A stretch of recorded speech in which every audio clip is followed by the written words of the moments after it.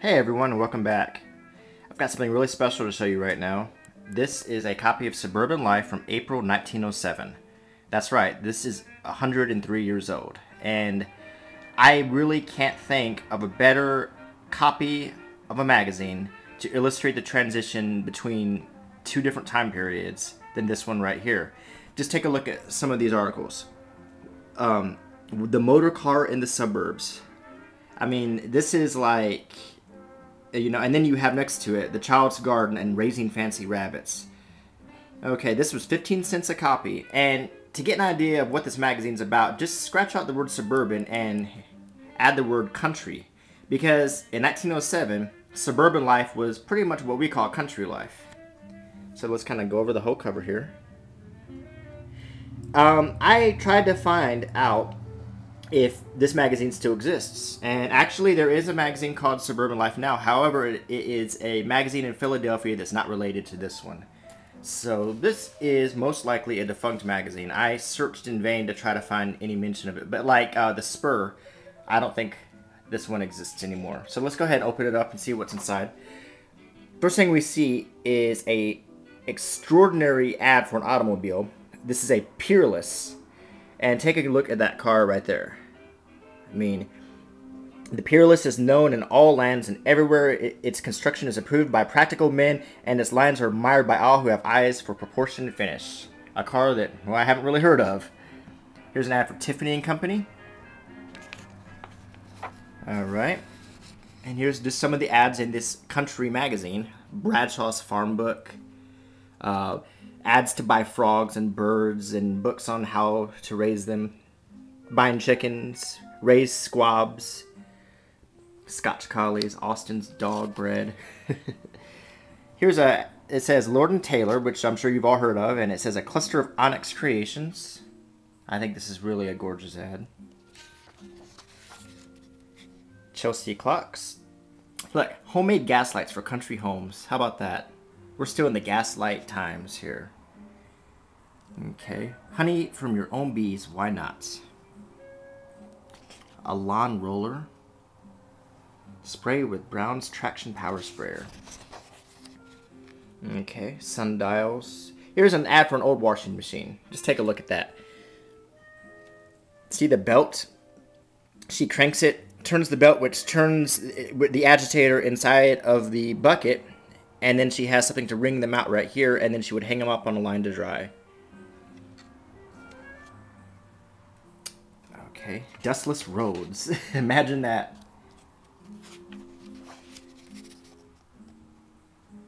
We absolutely guarantee every Kiwani system of water supply to give satisfaction. There's an ad for cigars.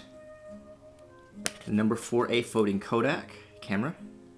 Solar lamps and generators. How about that? Isn't it funny? That's in the news right now. In fact, our president has been installing solar panels in the White House. So, and they were talking about it even back then.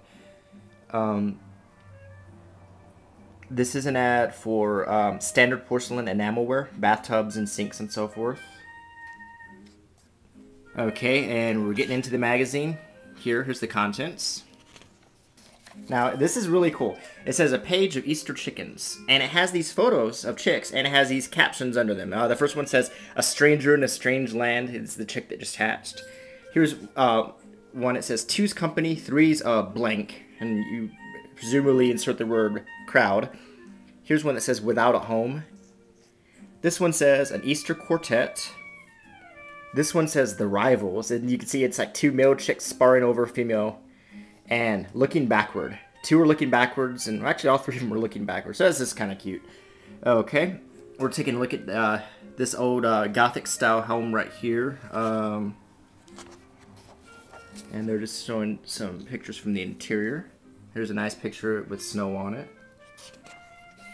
Now here we go to the agriculture section, and it says, the title of this article is Little Known Blossoms of Familiar Trees. So I just think this is really interesting because there's a fascinating article about blossoms you might not have known about. A rustic hammock house, continuous flowering borders. Okay, I'm just kind of perusing the pages as we go. Suburban Betterment, Why a Hartford, Connecticut Suburb Owes to Its Improvement Society. And like power lines. The Loomis Fountain that beautifies the green. The Fun of Raising Fancy Rabbits. This article looks like it'll be fun to read. A lot of people actually, I have some friends in Atlanta and so forth, are raising chickens and rabbits as a hobby. And an acquaintance of mine is a veterinarian, and she also raises chickens, and she's so proud of them, and she showed me her chicken coops.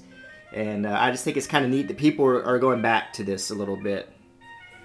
As docile as a kitten about this rabbit. And look, these rabbits remained in this position long enough for the photographer to make a time exposure. Remember that at this time, a lot of photographic cameras did take some time to actually make the exposure. Okay. Rabbit hutches. Okay. The motor car in the suburbs. And why it's become a highly important factor in developing suburban life. That article just almost seems, doesn't that almost seem like something you read in The Onion or something, and like a parody? But no, this is the real thing. This is an article talking about something that so became an entrenched part of our life. Motor cars. And now look at that.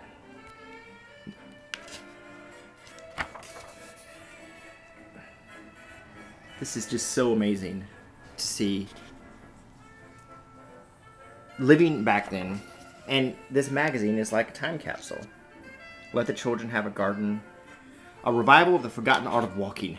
Sound familiar? It seems like we're so many of us are confined to offices nowadays. I have to go to the gym every day just so I can stretch my legs and run.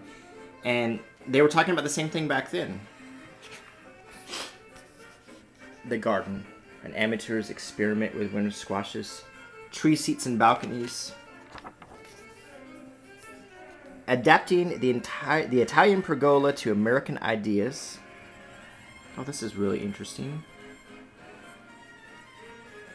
Incidentally, if you are just extremely interested in a closer look at any of these articles, don't hesitate to contact me, and I'll see about either making a video where I freeze on these pages, or maybe figure out a way to get you a copy. But because some of this stuff is just really amazing. And there's arguably not very many of these magazines left. So, now this is called Pass Them Along, and I really enjoyed this part. These are tips. The first one says to clean cooking utensils. I'm just going to read it off real quick. Here's a help handed down for at least 2 generations, and which was told to me only a few weeks ago, but in that short time has proved invaluable. When food is burned on or sticks to a cooking vessel, do not scrape with knife or chain. Simply put in a tablespoonful of baking soda, fill with water, and place on the stove to slowly heat. By the time you are ready to wash the kettles, the burned substance will come off like magic. This is especially helpful in cleaning the bugbear, the Boston bean pot. The bugbear. Mending a cracked kettle. Apply solution of sal ammoniac to the fracture. It soon forms a rust joint impervious to water until rebroken. Mending graniteware. Paintbrushes about the kitchen. Have a set of paintbrushes for your work about the kitchen. Use one to blacken the range. It gets into all the ornamental work beautifully. Use one to grease the bread tins and cake pans. Another for your griddle. It distributes your fat evenly, and in each case protects the hands. Get the 10 and 15 cent kinds, and it is no great expense to replace them. To brighten silver. To wash a white knitted shawl. Steaming fruitcake. Cleaning and polishing steel knives. To keep lima beans from boiling over. Every housewife ought to know, and yet very few do know, that a pinch of butter added to lima beans at time of putting on the stove will prevent all possibility of their boiling over. You may put the lid on tight and have no further fear of them until done. And this makes me think, when my grandma used to cook what we call butter beans, which is our southern version of lima beans, she always put fat back in the butter beans. And I always thought it was to improve the flavor, but it might have actually been to keep them from boiling over. Interesting.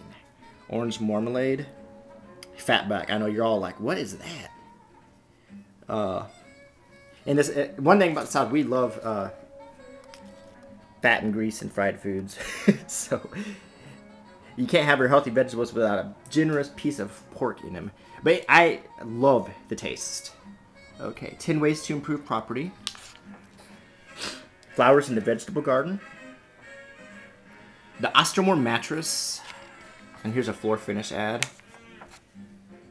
Okay, and then we have lots of ads for buying things. Here's an old ad for Prudential, The Rock. Isn't that awesome? Low Brothers Paint. Now I'm just scanning here. Hall's Vegetable Silicone Hair Renewer. I'm sorry, not silicon, Sicilian. I can't read today. Menon's Toilet Powder. Isn't this just amazing? Nabisco Sugar Wafers. I wonder what those were. Were they like... I mean... Were they like Necco wafers? I don't know if you've heard of those. Those are the candy that no one likes. Necco wafers. Japalac, which is a stain and varnish combined. Strawberries. Milkweed cream. This is a skin cream. Hotel Normandy again. It seems like I came across one of those ads in the Spur. Okay.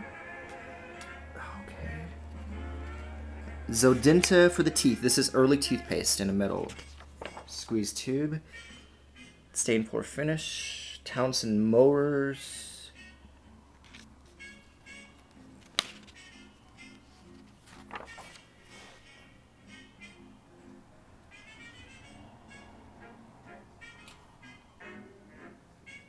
Still just scanning, so you can get a good look at everything here.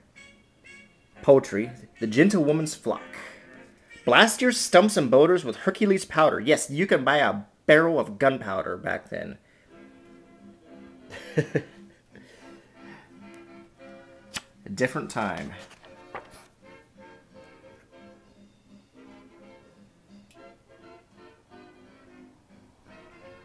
Brown Brothers Nurseries. I hope you like Woody Herman, because that's what you're listening to right now. And this song is called Dallas Blues.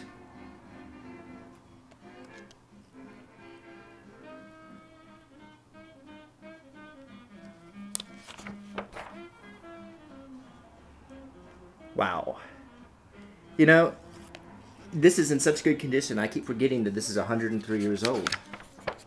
But, and also, I forget, look, old refrigerators.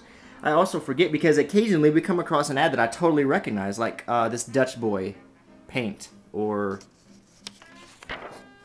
the Stearns, the car with the white line. America has not produced a rival to the Stearns. In a few more pages, you're going to see an ad for Ford where it tries to dispel that notion. Money in mushrooms. Here's the Wayne. I don't think it exists anymore. Or the White. Or the Pope Toledo. But you could still buy a Koufax pony cart if you were not up for a motor car yet, which I think is pretty cool. The Cadillac, supreme among small cars? What? Did I read that right? It seems like the Cadillac is the big car. Anyway. Wouldn't you like to own this 16-shot repeating rifle for $825? Underwood's Deviled Ham. Oh my goodness. I love that stuff. Winton, another car company that I don't know about. Knox, I think we came across that in the Spur. Look at this, Ford. And this is funny because this little advert says 2 errors can't correct 1 mistake, and they're actually arguing against handcrafting and in favor of the assembly line, which is how they produce the Fords, which I think is just really kind of neat. The Rambler. There's an ad for pianos. Sectional bookcases. Pond's Extract.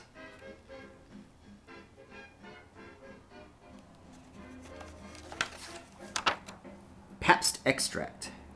The best tonic. I wonder if that's Pabst Blue Ribbon Company.